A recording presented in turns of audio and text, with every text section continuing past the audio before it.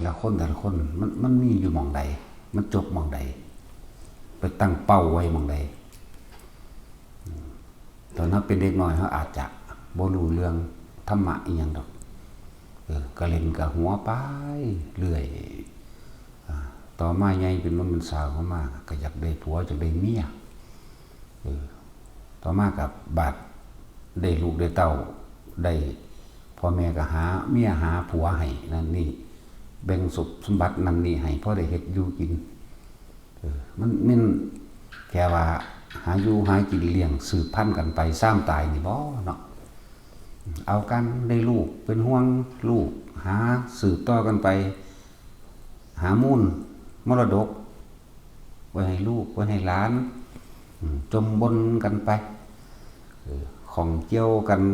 กับการหาอยู่หากินอยากรวยหาลักก็มีปนขี้ก็มีโกหกขี้ตัวให้คนผู้อื่นเสียชีวิตหรือทรัพย์สินหรือเพื่อตนเองเพื่อ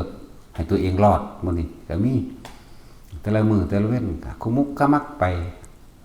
ทำงานอันนั้นทำงานอันนี้แต่ก็มีเรื่องเล่าต่างๆในหน้างานในที่ทำงานเดี๋ยวก็สั่งผู้นั้นเดี๋ยวก็ถูกใจผู้นี้แต่ละมื้อแต่ละเว้นเฮ็ดไปหอดยามป่วยก็พาไปรักษาอุบัติเหตุก็พาไปรักษาเพราะว่าผู้เป็นพ่อเป็นแม่เป็นลูกเป็นเต้าหรือในตระกูลวงเครือญาติตายก็ให้ห้องน้ำกันเผาทิ่มนี่แหละสรุปยอดมันสิแค่ว่าเกิดมาสืบพันธุ์หาอยู่หากินกันไปซ้ำตายจุดหมายอันสูงสุดของชีวิตแต่ถือว่าเรื่องของร่างกายนี่ที่พวกเจ้าสิหักกันเป็นห่วงกันปันใดก็สร้างสุดท้ายก็ตายจากกันแต่เรื่องของจิตใจนะจุดหมายเฮาอยู่ไสเฮาตั้งเฮาเกิดมาเนี่ยมันแค่หาอยู่หากินไปสืบพันธุ์กันไปเอาลูกเอาหลานไปตายไปเท่านี้บ่เรื่องเหตุจังใดสิออกจากความเกิดเหตุจังใดสิออกจากความใดเกิดมาหาอยู่หากินอีกเกิดมาเป็นนั่นเป็นนี่เพื่อนั่นเพื่อนี่อีกเห็นไหมเหตุจังใดเฮาสิหลุดสิพ้นออกจากวงจรเกิดมาหากินซ้ำตายจะเป็นคู่เจ้ากับขมุกขมุมกับการทำนาทีนั่นก็อาชีพแลกเงินมาเลี้ยงครอบครัวแลกเงินมาสร้างเสริมอนาคตให้ลูกให้หลานก็ให้เขาไปมีอนาคตคือเจ้าของได้อนาคตกูเป็นคู่แล้วกูเป็นตำรวจแล้วกูเป็นทหารแล้วกูเป็นนั่นนี่แล้วตอนนี้ก็สืบต่อกันไปหาเงินส่งกันเลี้ยงให้ไปเป็นแบบนั้นแบบนี้เก็บไข้ได้ป่วยปัวกันไปรักษากันไปอุบัติเหตุแข้งขาหักพิการดูแลกันไปตายนั่นแหละแต่ซ้ำตายมีเท่านี้บอกจุดหมายชีวิตคนนะบางที่ก็ไปทั้งทีทำงานก็ไปยกไปอวดไปอ้างว่าแต่ของเหตุงานเก่งกว่าหมู่หัวดีกว่าหมู่อีหยังสิสู่กูบ่ได้ไผสิรอบคอบตอนกูมีความสามารถก็ยกอ้างอวดตนข่มเหงสารพัดมีแค่นี้บ่แต่ละมื้อแต่ละเว้นนี่บ่ว่าครูบ่ว่าทหารตำรวจบ่ว่าพนักงานโรงงานบ่ว่าคนขายของขายประกันหรือสิขายหยังก็แล้วแต่พากันไปพวกขายของกิฟต์ช็อปขาย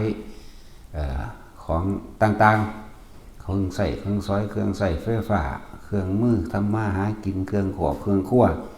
ขายเสื้อผ้าขายขนมนมเนยอาหารมื้อนี้ไหมหมอหมามื้อนี้ไหมแค่นี้ตายเลยก็เงาชะล่าลงไปบางคนก็ตายก่อนแก่เฒ่าชราบางคนก็ตายตอนเบิดอายุชราภาพมากแล้วบางคนก็แล้วแต่ก็เลยมาหาว่าพวกเจ้าสิเวียนว่ายอยู่กับแขวงจรหากินซ้ำตายนี่บ่อาชีพใดกับอาชีพเลี้ยงเจ้าของให้ร่ำให้รวยก็รวยไปหอดใส่นะเอาแบบใดนี่นะมีจุดหมายอันสูงสุดหรือยัง นะอาชีพหมอลำอาชีพนักร้องอาชีพนักเต้นนักแสดงเราความจริงก็แหละแค่เป็นอาชีพหาเลี้ยงชีพล่อมันตายสิเดเนาะเขาบ่มึงกิดกระคักเลยเจ้าสิมีรถจักขั้นเจ้าสิมีเงินจักล้านเจ้าสิมีทองเจ้าสิมีสมบัติเจ้าสิมีมูลมรดกเป็นที่ดินเป็นบ้านเจ้าก็ต้องตายจากมันคือเอาแต่เหตุจังใดเขาจะออกจากวงจรนี้ได้วงจรนั้นเกิดมาหากินสร้างตายเนี่ยนะนั่นแหละหลายๆอย่างในวงจรกรรมการกระทำของตนเองบางไปตัวไปลักไปทำให้ผู้อื่นเสียชีวิตและทรัพย์สินตัวเองก็เราร้อนกับวนกับวายคนนั้นคนนี้เหตุผิดมาแล้วบางที่ถ้ากูถูกจับได้เดนอลูกกูสิอยู่จังใดนอเมียกูอยู่จังใดนอหรือพวกผู้หญิงก็เหมือนกันผัวกูลูกกูหลานกูอันนั้นอันนี้สิไปรอดบ่นอนี่วนแต่อยู่อันวงจรอันพวกนี้นึงบ่ปลูกยางก็สารวนอยู่น้ำยางปลูกอ้อยปลูกมันพวกเหตุการณ์ประมงหาปลาหมึกกุ้งหอยสารวนอยู่แต่ละมือแม่ค้าตามตลาดร้านค้าทกเถียงกันเกี่ยงราคาหรือเอาเปรียบกันหรือแย่งลูกค้ากันเพราะว่าจะเป็นพนักงานในห้างสรรพสินค้านั่นนี่สารพัดแต่ละมือแต่ละเว้นเลิกงานแล้วค่ะกลับบ้านเมื่อหากินข้าวนอนรับตื่นมาทำงานใหม่บางพวกเลิกงานแล้วก็ไปฉลองกันต่อกินเหล้าเมายาบางคนก็บ่ได้กลับบ้านรถส้นตายบางคนก็มีเรื่องติดคุกติดหนังไปแทนไปนั้นท่อนี้หนึ่งพอชีวิตอันนี้มันมีพอซ้ำหนึ่งนะนั่นแหละถ้าเฮาได้ยินได้ฟังความจริงนี่แหละคือเอิ้นว่าความจริงเลยความจริงของทุกชีวิตสรรพสัตว์บ่ว่าประเทศใดก็สร้างบ่เกี่ยวกับศาสนาใดเลยบ่มีหยังแต่สิพ่อหาอยู่หากินกันไปสืบมือสืบเว้นไปเลี้ยงลูกเลี้ยงเต้าไปก็ตายปะกันไปถ้าบ่มีสงครามก็ดีถ้าบ่มีโรคถ้ามีภัยสารพัดต่างๆไม่ให้ตายก่อนมื้อนี้เดี๋ยวก็ตายน้ำท่วมเดี๋ยวก็ตายน้ำแผ่นดินถล่มเดี๋ยวก็ตายน้ำฟ้าผ่าเดี๋ยวก็ตายน้ำลมพายุใหญ่ตายน้ำสงครามตายน้ำโรคระบาดหรือตายน้ำโรคเฉพาะตนโรคมาหลอดมาเล่งไปเบาหวานไปฟอกไตไปเฮ็ดนั่นเฮ็ดนี่ไปสรุปลงแล้วก็มองตายทั้งเดือนนะนี่เอิ้นธรรมะทุกประเทศเป็นแบบนี้เบิดทั่วโลกนี่ส้นศาสตร์ใดก็ช่างเกิดมาก็เพียงแค่หากินเพียงรอวันตายเท่านั้นบ่มีหยังวิเศษวิโสเลยเรียนสูงก็เรียนสูงมาหาเลี้ยงชีพไปหากินซ้ำตายนั่นแหละที่บ่ได้เรียนสูงมามีอำนาจบาดใหญ่มีอิทธิพลข่มเหงผู้นั้นผู้นี้ไปบ่ได้ฮู้จักดอกว่าบุญบาปเป็นแบบใดบ่จักดอกผลของกรรมบ่จักดอกเรื่องกรรมคือหยังบ่จักกุศลบ่จักอกุศลนั่นแหละจึงเวียนว่ายตายเกิดจึงนั้นคนที่ทำอกุศลไว้มากตายตกนรกไปชื่อว่าสิไล่ไต่เต้าจากนรกแต่ละหลุมแต่ละขุมแต่ละแดนในการทรมานที่กรรมตัวเองเฮ็ดไว้ชื่อว่าสิไล่จำนวนเปรตขึ้นมาได้ไล่จำนวนเดรัจฉานขึ้นมาได้นั่นแล้วเพราะว่าบ่มีคุณธรรมบ่มีธรรมบ่รู้ความจริง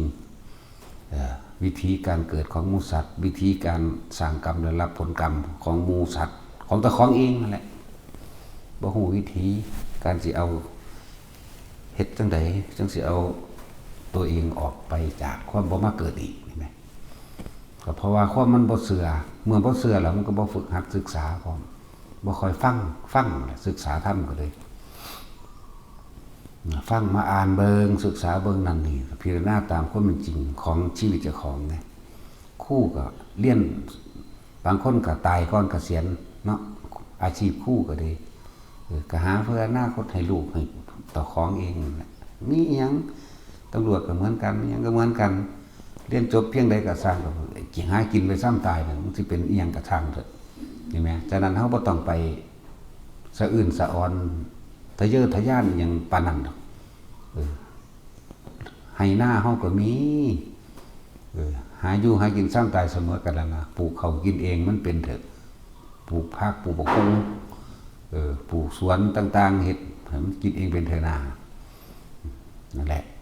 ในชีวิตของปุถุชนคนทั้งหลายผู้บรรลุธรรมผู้บ่เข้าถึงความจริงก็มีวนเวียนอยู่แค่นั้นแหละ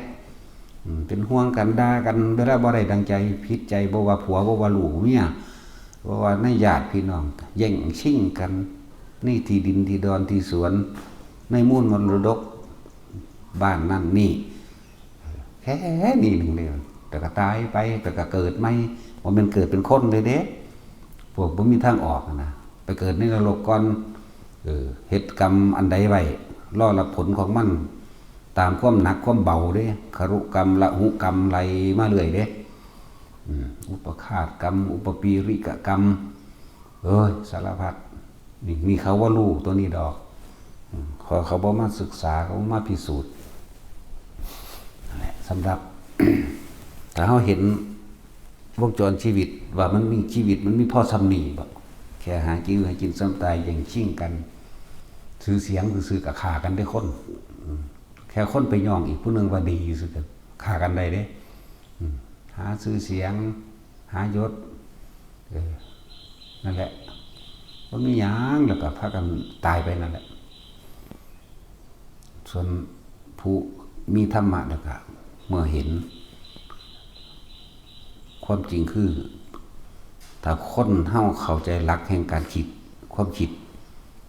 แต่พอได้เข้าถึงหลักจิตแล้วก็มองหาความจริงของชีวิตมันก็เกิดมาหากินซ้ำตายหนึ่งรวยก็ตายจนก็ตายป่วยก็ตายผู้ป่วยก็ตายบางคนก็ตายเพราะว่าอุบัติเหตุบางคนก็ถูกปืนบางคนก็สงครามบางคนก็ฝนตกน้ำท่วมลมพายุไฟสอดตายผ้าตายตกลุมตายอันตกต้นไม้ตายข้อหักตายนั่นนี่ป่วยเป็นโรคนั่นเป็นโรคนี่ไปรักษาก็ตายไม่เลยโรงพยาบาลนั่นนี่มันเห็นเข้าไปแล้วที่สุดของชีวิตมันอยู่ไสน้อนี่หันเข้ามาเบิ่งความคิดเห็นของเจ้าของเองแล้วก็สรุปความเห็นของเจ้าของเองว่ามันเป็นแบบใดมันแค่นี้ว่าหันเข้าหน้าเข้าสู่คำสอนพระพุทธเจ้าต่อกันมันก็สิเริ่มเห็นทางออกว่างจิตว่างใจได้นั่นแหละเพราะนั้นว่าแม่นคฤหัสถ์สิรู้ธรรมแต่ว่าหนทางแห่งคฤหัสถ์นะเป็นหนทางที่คับแคบเพิ่นจึงมีการบวชแม่นสิรู้ธรรมแต่ว่าบ่อาจสามารถที่ปฏิบัติแบบให้มันปล่อยวางทั้งนอกทั้งในได้เด้บ่ซั่นเพิ่นสิบวชดิพระพุทธเจ้าก็ดีเพิ่นนั่งรวยตัวเพิ่นต้องหนีออกคือตัดภาระออกในความเกี่ยวข้องกับญาติพี่น้องกับยุทธาบรรดาศักดิ์กับอาชีพการงานเป็นว่าหนทางแห่งคฤหัสถ์เป็นหนทางที่คับแคบมันจึงมีการบวชประตูห้าต้องสละต้องบ่สนใจความเห็นผู้อื่นพร้อมก็คือบ่สนใจความเห็นแต่ของพร้อมหมดละถ้าเข้าใจความจริงของชีวิตล่ะต้องออกมาคือภิกษุนักบวช ทั้งหลายนี่เน้นย้ำออกมานี่มาแล้วกะบ่มีหยังมากดอกเฮาเข้าใจแล้วชีวิตหากินซ้ำตายเกิดแก่เก็บตายเสมอกันเบิดบ่ว่าสัตว์บ่ว่าคนทั่วโลกดินแดนนี่มีเท่านี้เฮ็ดจังใดเฮาสิบ่ตายเฮาต้องบ่เกิดเฮ็ดจังใดเฮาสิบ่เกิดมันจึงบ่ตายก็ฝึกหัดศึกษาไปนี่แหละจนเข้าสู่วิธีการฝึกหัดปฏิบัติเมื่อผู้ใดฝึกหัดปฏิบัติแล้วในหลักการแห่งการปฏิบัติมันก็มีถึงกรรมฐาน40เรื่อยๆ40ไปอีกก็ยังก็แล้วแต่ว่าที่เพิ่นเน้นให้พวกเฮาหูเห็นเร็วแน่เห็นความจริงเร็วแน่ก็ลมหายใจสติปัฏฐานแต่ก็ถ้าสิมาสรุปยอดเอาตรงนั้นเลยละความเห็นนึงเด้แต่ทุกคนฝึกจิตดีแล้วตั้งมั่นดีแล้วหมายถึงจิตตั้งมั่นเป็นสมาธิเมื่อมันบ่หวั่นไหวกับสิ่งที่เข้ามากระทบกระทั่งแค่ละความเห็นแค่บ่ต้องไปแสดงความเห็นบ่ต้องคิดปรุงแต่งแล้วไปสรุปว่าอันนั้นผิดอันนั้นถูกอันนั้นบุญอันนั้นบาปนะอันนั้นดีอันนั้นเลวบ่มีความเห็นในการสรุปว่าผิดว่าถูกว่าดีว่าเลวว่าบาปว่าชั่วบ่มีอารมณ์เฮาก็สิเกิดบ่ได้อาสวะนี่ก็จะหมดความข้องเกี่ยว ในความดีและความเลวได้บัดนี้เนี่ยอารมณ์ที่ยังคล้องอยู่หายไปเพราะเราไม่เข้าไปยืนยันตัดสินในความผิดในความถูกในความชั่วในความดีในผีในคนมักจึงว่าบ่มีสัตว์บ่มีบุคคลไม่ใช่เราไม่ใช่เขาไม่ใช่สัตว์ไม่ใช่บุคคลหายเบิดบ่มีหยังเลยบ่มีเกิดแล้วก็บ่มีตายพร้อมละความเห็นเพิ่นเอิ้นว่าจึงเอิ้นว่าอาสะจึงเอิ้นว่าอสังขตธรรมหมดความคิดเห็นในสิ่งทั้งหลายทั้งปวงไม่มีหญิงไม่มีชายไม่มีผีไม่มีคนบ่มีเทพเทวดาอินทร์พรหมใดๆทั้งสิ้นละความเห็นในเบิดเข้าใจว่าล่ะนั่นแหละแต่จิตตั้งมั่นดีแล้วมาสรุปอรรถตรงนี้เฮ็ดจังใดมันสิมีกำลังมากขนาดนั้นก็ต้องอยู่กับตัวเองให้มากคือลมหายใจคืออุณโลมทรงฌานเจริญฌานโดยการอยู่กับกายเจ้าของเองเฮ็ดให้จิตตั้งมั่นอยู่ในกายบ่ให้มันคิดฝุ่นคิดพี่ไหมมันมีกำลังมากแล้วมันก็สิเก็บตัวเงียบสิบ่อยากปากอยากเว้าสิบ่อยากแสดงความเห็นอีหยังกับไผมันสิเฝ้าสังเกตความคิดเจ้าของเองดอกนั่นแหละจิตในจิตไปเลยเฝ้าสังเกตความคิดเจ้าของถ้าเฮามีความเห็นว่าบุญว่าบาปว่าผิดว่าถูกว่าชั่วว่าดีถ้าเฮายังมีความเห็นสิ่งเหล่านี้อารมณ์เฮาก็ต้องเข้าไปของเกี่ยวเพราะว่าการคิดในสิ่งทั้งหลายทั้งปวงคือมันมีความปรุงแต่งทั้งหลายในสิ่งทั้งหลายทั้งปวงสังขตธรรมธรรมคือเบิดทุกอย่างนั่นแหละเอิ้นว่าธรรมต้นไม้ภูเขาสัตว์สิ่งของต่างๆดินฟ้าอากาศร้อนหนาวต่างๆสารพัดอย่างตัวธรรมถ้านี่แปลว่าไม่คิดนึกปรุงแต่งว่าผิดว่าถูกว่าดีว่าเลวไม่มีการตัดสินใดๆทั้งสิ้นอารมณ์เฮาก็เกิดบ่ได้อาสวะสิ้นไปขาดไปหายไปภพมันก็ดับเนี่ยจึงมายืนยันอยู่ตรงนี้บัดนี้สรุปให้ทุกคนเข้าใจง่ายจึงว่าเอาอันใดมาเป็นเครื่องบอกตัวเองปัญญาได้เกิดขึ้นแล้วญาณได้เกิดขึ้นแล้วนี่แสงสว่างได้เกิดขึ้นแล้วพวกนี้วิชาได้เกิดขึ้นแล้วเอาอีหยังก็อารมณ์ตัวเองนั่นแหละมาฟัดตัวเองมายืนยันตัวเองมาวัดตัวเองว่าตัวเองละได้หรือบ่ได้นั่นตัวเองต้องละตัวเองต้องรู้ตัวเองต้องตัดสินตัวเองนั่นแหละต้องมาเบิ่งตนเองนั่นแหละว่าอุทธัปปาธิญาณังอุทธัปปาธิปัญญาอุทธัปปาธิวิชาอุทธัปปาธิอารโกอุทธัปปาธินั่นแหละอุทธัปปาธิเมื่อสิ่งใดสิ่งหนึ่งมันเกิดอุบัติขึ้นแล้วถ้าเฮาฮู้เท่าทันมันแสงสว่างแห่งปัญญาคือการรู้ตามความจริงได้เกิดขึ้นแล้วนั่นเราได้รู้แล้วอันเราได้เห็นแล้วได้รู้แล้วอันแล้วเนี่ยว่าละได้แล้วเนี่ยอุทธัปปาธิละได้แล้วบัดมันก็ขาดออกจากอารมณ์ที่ยังเข้าไปคล้องอยู่ขาดออกจากความคล้องเกี่ยวบ่เกี่ยวของกับบุคคลนั่นเพียงแต่ว่านั่นโดยสัญญาหรือว่าเคยเป็นญาติเคยเป็นผัวเคยเป็นเมียเคยเป็นลูกเคยเป็นหลานเคยเป็นญาติต่างๆสารพัดมันก็เพียงแค่ว่าเป็นมันก็เป็นแค่ว่าเป็นสัญญาเก่าซื่อแต่ตัวใหม่เฮาบ่ปรุงนึกต่อไปอีกแม่อารมณ์มันก็เกิดบ่ได้ต่อมันก็บ่ไปเกาะกับคนนั้นคนนี้บ่มีความหวังในผัวในเมียต้องเป็นจังซี่บ่มีความหวังในลูกในเต้าเป็นซั่นจังซี่บ่มีความหวังในความอยากได้อยากดีอยากมีอยากเป็นจบลบหายเบิดเลยบัดนี้แล้วก็บ่สรุปความเห็นในผิดในถูกในดีในเลวในชั่วในผีในคนบ่มีทุกอย่างที่มันปรากฏกระทบขึ้นมาเพราะว่าที่เห็นทางตาแต่สิเว้าโดยสมมุติว่าบ่ว่าคนหญิงหรือชายเด็กน้อยผู้ใหญ่ผู้เฒ่าผู้แก่สัตว์สิ่งของต่างๆก็บ่มีความเห็นหยังมันก็บ่มีคนบ่มีสัตว์บ่มีสิ่งของคั่นแหละแต่เว้าเรื่องภายในสิเป็นเทพเทวดาอินทร์พรหมมีมาเฮาบ่ต้องไปใส่ความเห็นว่าเป็นเทพเทวดาอินทร์พรหมอีหยังดอกบ่มีความเห็นอีหยังแต่ว่ามันก็เห็นอยู่รู้อยู่นั่นแหละในผีในคนก็สร้างในสัตว์ในสิ่งของก็สร้างแต่ว่ามันบ่ไปสรุปความเห็นมันก็บ่มีความเกี่ยวนั่นตัวนั่นแหละมันก็เลยเป็นสักแต่ว่าเอาเทวดามีบ่มีแต่ก็แค่นั้นแหละมันก็เกิดไปตายคือกันนั่นแหละนี่ไหมสิว่าอีหยังกับคนมันก็เกิดมาตายคือกันสัตว์ก็เกิดมาตายคนก็หากินซ้ำตายสัตว์ก็เกิดหากินซ้ำตายเทวดาก็รับของเก่าที่ตัวเองเฮ็ดไว้ในมนุษย์ หากินซ้ำตายเหมือนกันนะเทวดาก็ดีกินของเก่านั่นแหละเหตุไว้สัตว์เดรัจฉานก็หากินซ้ำตายสัตว์นรกก็ใส่กรรมตัวเองซ้ำตายตายแล้วเกิดแล้วตายจากนักพอดขึ้นมาหาเบามันมีอย่างเดียวนะละความเห็นบ่มีผิดบ่มีถูกเข้าใจว่าล่ะบ่มีผิดบ่มีถูกบ่มีดีบ่มีเลวบ่มีชงบ่มีชั่วอีหยังมันก็ว่างปราศจากความคิดนึกความรู้สึกในความพอใจและไม่พอใจก็เกิดขึ้นมาได้